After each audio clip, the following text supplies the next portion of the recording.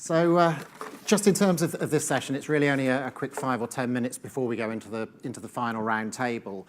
And when Phil talked to us about doing this, I felt a little bit like Mystic Meg in terms of where the conversations might have gone today. And there's, one of the things I think, sitting in and watching as well, is there's been a lot of active debate, a lot of interest.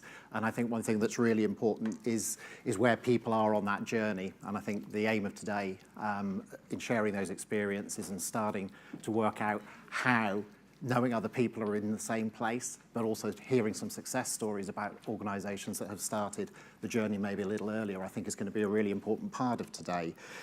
But what we wanted to do, I guess, was almost just take us back again. And I think thematically we've heard this today about where financial wellness sits. Because a lot of us as organisations, of potential service providers, are very focused on financial wellness as a specific topic.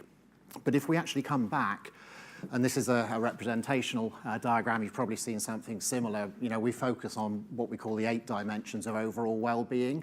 And yes, financial is absolutely one part of those. But the other areas, and I think if we think back to perhaps broader well-being, which is a theme that has also come out today, we've actually established pretty good processes, pretty good frameworks when we think about the physical, and particularly over the last 2 to 3 years, the acceleration of mental health in terms of being a recognised dynamic of well-being that has direct impacts in the workforce. And this last session is about trying to connect some of the dots. What we're not saying is that people can't focus narrowly on trying to get financial wellness over the line or off the ground in your organisation, but be mindful we're only dealing with one aspect of overall well-being. So one of the questions and one of the things you can discuss in the next sessions is actually how best do we bring those back together.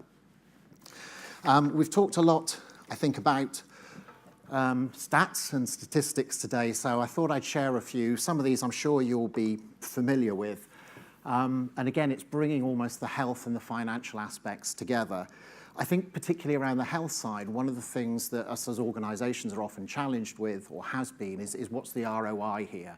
And we know about impacts on productivity, potential absence, ultimately, impacts that hit the bottom line.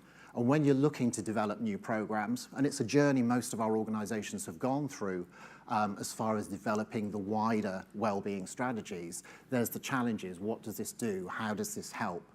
And some of this, if we come back to that very first survey at the beginning of today, I think it was the highest answer, it's about doing the right thing.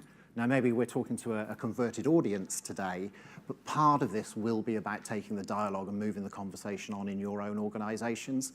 And we've heard, again, some of the examples through other speakers and the case studies of organisations that perhaps are 2 to 3 years in this journey. And I think one of the things that we've heard is that there is no quick fix. There isn't just we're going to do financial wellness next year and tick the box. This is an evolutionary journey. One, the market is new and forming. But if we compare that back again to the health market, if you look at those issues, the factors there, most of those you can relate those back to your business, what you do by way of interventions, support, education for people, and you can correlate and perhaps argue internally, perhaps to the finance people or your broader business leaders, why this is important in the health space. And I think the aim is going to be to get financial wellness seen almost on that same platform. And on the right, we've got, I think, some really interesting statistics from the BITC Mental Health at Work survey that was carried out last year. Louise is in the room here from that organisation. And whilst that was a wide-ranging report that I'm sure many of you are familiar with, I think some of the key statistics were really starting to draw that conclusion. And again, we've heard this in a lot of the discussions today between mental health and financial well-being and the interlinking of the two. So again, we're not suggesting mental health is a Trojan horse to help get financial well-being, out of the stocks and moving within your organisation. But if you look at culturally where a lot of organisations have come on this, and we've talked about stigma and taboo in various conversations today, we've heard that around the tables, we've heard it from the speakers, not just in the debt position, but actually just broader financial matters. And that goes both ways. It's the employer's entry point and it's the employee's entry point as well to that. And if we look at that, something like a third of the workforce saying the financial situation is actually negatively impacting their mental health. That's quite a big number. But what's really concerning is that half of those employees don't yet feel comfortable or feel it's the safe environment to start talking about those aspects within the workplace. So I raise the question, is that them? Or is it the cultures that we create? I think amongst the younger generation, I mean, it's a massive statistic, 90% are actually feeling financial and mental stress as a result of just managing to live with the day-to-day.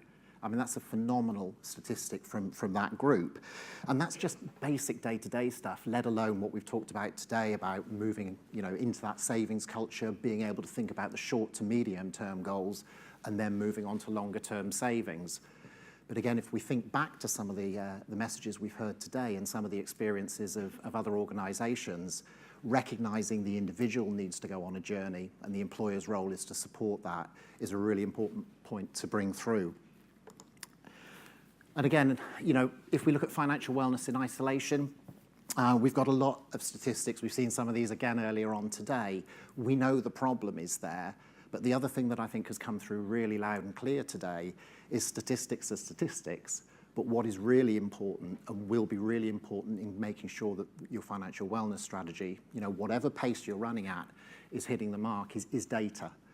And not only data and asking employees and understanding what their real issues are, we can all assume. We can say, well, if we do this, if we do that, put a tactical solution here, put a service in here, we're going to shift the needle a little bit. But coming back to this kind of evolutionary process, the organisations that we've heard of that have moved down that line have been through that process, both asking employees up front and then being prepared to listen and learn and follow through and develop their strategy based off that, to then coming back to revalidate and recheck and to identify what's working. Pilot's been used a lot as a word today, which is really important. This, again, is not as well defined as other benefit areas and well-trodden paths that we're all familiar with. So some of this is about trying stuff. And if it doesn't work, not being afraid to stop that. But again, this is all about moving that point of engagement and helping employees ultimately to be better equipped to help themselves. Whoops. We ping on to the last one. Okay. So I think just in terms of this final round table, what we're looking to do is really see how we can bring the joining of the dots, starting to connect those aspects of well-being and considering from your organisations how after today you can go back and make those first steps through into starting to take the planning and the theory into practice in your organisation. Again, we've heard about these models today. So what we're suggesting is the strategy to look at financial wellness in isolation, to look at a more holistic approach within well-being, or as we've heard a couple of organisations, almost upend the whole of the benefit programme and start building that from the inside out again. So again, any other subjects that you want to cover in this round table, it's really open house.